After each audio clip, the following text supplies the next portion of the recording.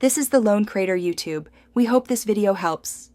In this video, I will show how to make fruit dipped in chocolate. First, select your favorite fruits such as fresh strawberries, banana slices, or juicy orange segments.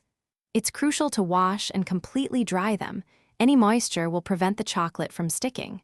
Next, prepare your workspace by laying out parchment paper on a baking sheet.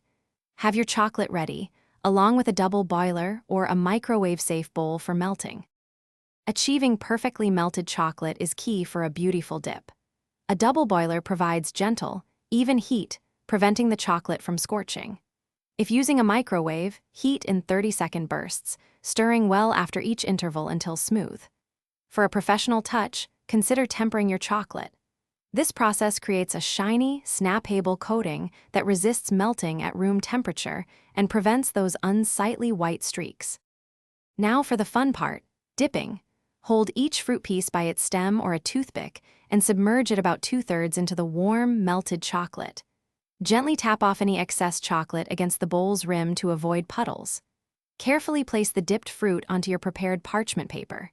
If you're adding toppings like chopped nuts, shredded coconut, or colorful sprinkles, do so immediately before the chocolate sets. Once your fruit is dipped and decorated, it's time to let the chocolate set. Carefully transfer the baking sheet with the dipped fruit to the refrigerator. Allow it to chill for at least 15 to 20 minutes, or until the chocolate is completely firm to the touch. For optimal freshness, store your delicious chocolate-dipped fruit in an airtight container in the refrigerator.